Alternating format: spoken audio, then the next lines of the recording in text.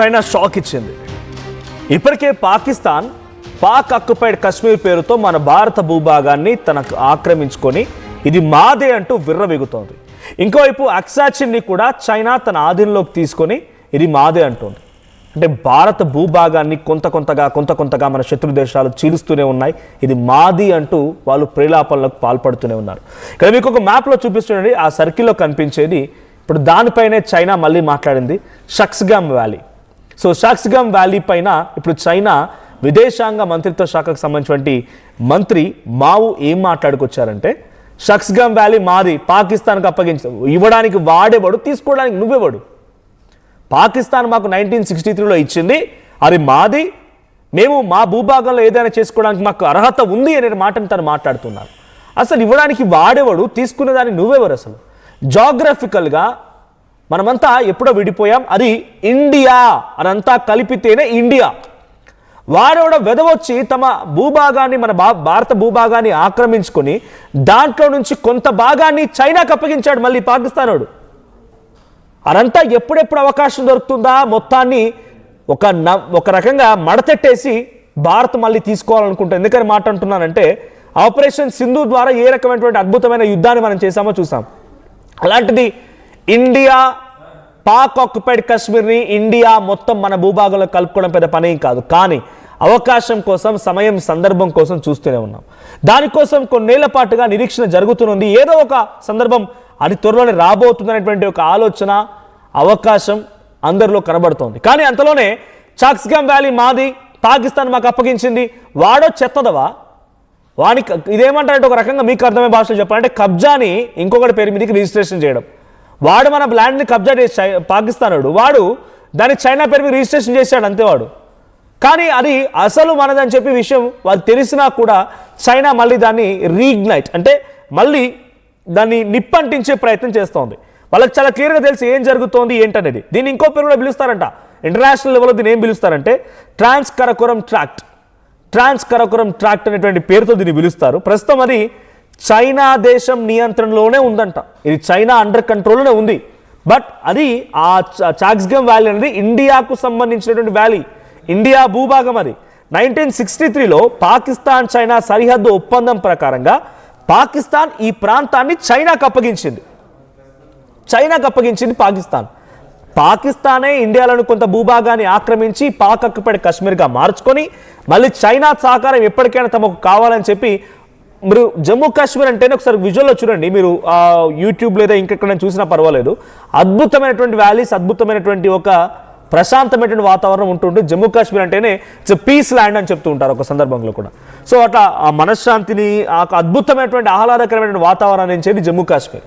So ఆ జమ్మూ కాశ్మీర్లో అద్భుతమైన వ్యాలీస్ ఉన్నాయి, చాలా గొప్ప న్యాచురల్గా ప్రకృతి చేత రూపొందించినటువంటి సందర్భాలు, ప్రాంతాలు కూడా ఉన్నాయి. వాటన్నిటిని ఎలాగైనా తమ వైపుగా తిప్పుకొని టూరిజం ప్లేస్గా మార్చుకోవాలనే కుతంత్రాల్లో భాగంగానే ఆ రోజు పాకిస్తాన్ మన ప్రాంతాన్ని ఆక్రమించింది. ఇప్పుడు చైనా అదే చేస్తోంది. పాకిస్తాన్ వాడు ఎవడు నీకు ఇవ్వడానికి, నువ్వెవడు తీసుకోవడానికి? అది భారతదేశానికి సంబంధించి కదా. ఇప్పుడు దీనిపైన భారత ప్రభుత్వం రియాక్ట్ అయింది. భారత ప్రభుత్వం కూడా ఆగ్రహం వెలగక్కింది. చైనా విదేశాంగ మంత్రి మావో పైన భారత ప్రభుత్వం కూడా రియాక్ట్ అయింది. కశ్మీర్ వ్యాలీలో రోడ్డు నిర్మాణం షక్స్గామ్లో మాదే అని చెప్పి ఆ విదేశాంగ మంత్రిత్వ శాఖకు సంబంధించిన మంత్రి మాట్లాడితే, చైనా చేపట్టిన నిర్మాణాలను ఎవరు సవాలు చేయలేరంటూ తను మాట్లాడితే, ఇటువైపు నుంచి భారత ప్రభుత్వం కూడా అది మాది, మీరెవరు దానిపై హక్కులు లేనిలేవు. 1948లోనే షక్స్గామ్ లోయను పాకిస్తాన్ ఆక్రమించుకుంది అని చెప్పి మావో చెప్తున్నారు. అంటే ఆక్రమించుకుంది అంటే మీరు అక్రమంగా ఆక్రమించినట్టే కదా, ఆక్రమణ అనేటువంటి ఆ పదంలోనే ఉంది, అక్రమంగా ఆక్రమించినట్టుగా. 1963లో షక్స్గామ్ని మేము టేక్ ఓవర్ చేస్తాం, మా భూభాగంలో మేము ఇష్టపడి కన్స్ట్రక్షన్ చేసుకుంటాం, చైనా భారత్ కంట్రోల్ చేయలేదు అనేటువంటి మాటని కూడా వాళ్ళు చెప్తూ ఉన్నారు. సో ఇక్కడ భారత్, చైనా, పాకిస్తాన్ సున్నితంగా మారిన మరో కీలక ప్రాంతం ఏంటంటే షక్స్గామ్ లోయ. సో భారత్, చైనా, పాకిస్తాన్ 3 దేశాల మధ్య వివాదం ఉంది. సో ఈ లోయ ప్రస్తుతం చైనా ఆధీనంలో ఉంది. చైనా దీన్ని కంట్రోల్ చేస్తోంది, అక్కడ నిర్మాణాలు చేపట్టే ప్రయత్నం చేస్తోంది. సో 1963లో పాకిస్తాన్ చైనాతో కుదుర్చుకున్న ఒప్పందంలో భాగంగా ఈ షక్స్గామ్ వ్యాలీని చైనాకు అప్పగించింది పాకిస్తాన్. అయితే ఇది భారత భూభాగం, భారత ప్రభుత్వం స్పష్టంగా చెబుతూ ఉన్నప్పటికీ ఈ నియంత్రణ కొనసాగడం లేదు. అందుకే నియంత్రణ చైనాకు ఉన్నప్పటికీ ఈ ప్రాంతం ఇప్పటికీ అంతర్జాతీయంగా వివాదాస్పదంగానే ఉండిపోయింది. అది చైనా కంట్రోల్లో ఉన్న ఇంటర్నేషనల్ లెవెల్ డిస్ప్యూట్ గానే ఇంకిది కొనసాగుతోంది. సో షాక్స్గామ్ లోయలో జరుగుతున్న వివాదం పైన ఒకసారి అటు చైనా విదేశాంగ మంత్రి మావో ఏం మాట్లాడారో చూద్దాం. 上个世纪的60年代，首先你提到的领土属于中国领土，中方在自己的领土上开展基础设施建设无可非议。中国和巴基斯坦已于上个世纪的60年代签署了边界协定，并且划定了两国的边界，这是中巴作为主权国家的权利。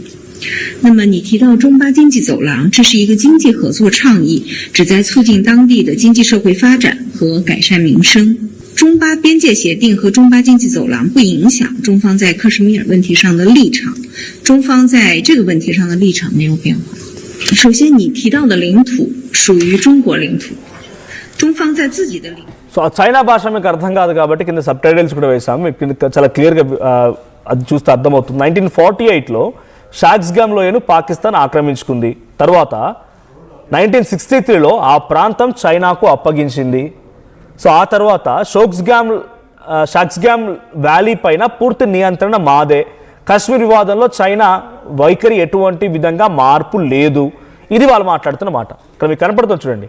అంటే షాక్స్గామ్ వ్యాలీ అనేది అదొక టూరిజం ప్రాంతం, మేము దాన్ని ఆక్రమించుకొని ఎలాగైనా సరే మాకు ఎకనామికల్గా దాని నుంచి రాబట్టుకోవాలని ప్రయత్నంలో భాగంగా కొన్ని ప్రాజెక్ట్స్ చేపడుతున్నారు. అక్కడ వాళ్ళు కొన్ని ప్రాజెక్ట్స్ చేపడుతున్నారు, కన్స్ట్రక్షన్స్ జరుగుతూ ఉన్నాయి, దానికి సంబంధించి ఏరియా ఇన్స్పెక్షన్ జరుగుతుంది. ఒకవైపు ఇంటర్నేషనల్ లెవెల్లో డిస్ప్యూట్ కొనసాగుతూనే ఉంది, కానీ ఇప్పుడు మళ్ళీ వచ్చి ఇది మాది మేమే అనే రకంగా మాట్లాడుతున్నారు.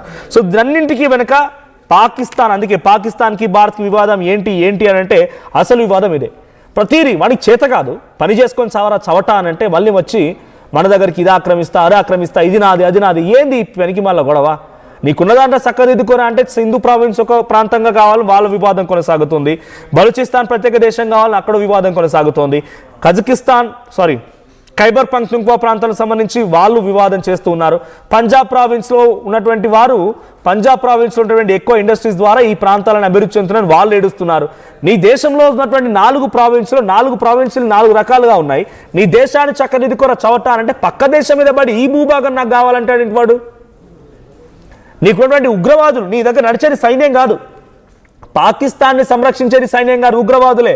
ఆ ఉగ్రవాదులతోనే భారతదేశంలో ఇతర దేశాల్లో అనేక రకాల వివాదాలు సృష్టించి అనేక రకాల గొడవలు మరణాలు ఇవన్నీ సంభవిస్తూ ఉండగా దాని నుంచి ఏదో రకమైనటువంటి స్వార్థాన్ని పొందే ప్రయత్నం తప్ప అంతకు మించి పాకిస్తాన్ వాడు చేసింది ఏమీ లేదు. ఈ పాపిచ్చి కుక్క చేతగాని దద్దమ్మ ఏదో రోజు రాసి పెట్టుకోండి. Proud to be an Indian, భారతీయులుగా చాలా గర్వంగా ఉండండి.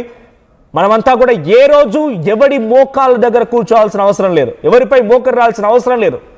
భారతదేశం ప్రపంచ దేశాల్లోకెల్లా అత్యధిక జనాభా కలిగిన దేశమే కాదు, ధైర్యంలో కూడా అదే స్థాయిలో ఉందని నిరూపించాలి.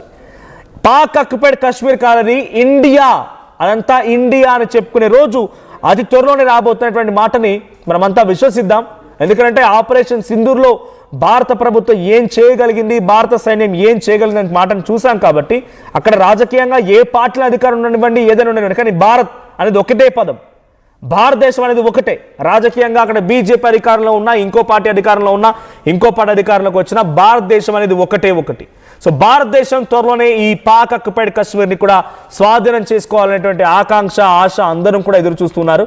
సో త్వరలోనే జరగబోతున్న మాటను కూడా మనం డెఫినెట్గా వినాల్సిన పరిస్థితి వస్తుందేమో. ఎందుకంటే ఇక్కడ జరిగేటువంటి ఈ రకమైనటువంటి దాడిని, అది మెంటల్గా ప్రతిసారి మాది అని చెప్పేటువంటి ఈ మాటల్ని, ఆ తర్వాత అటువైపు నుంచి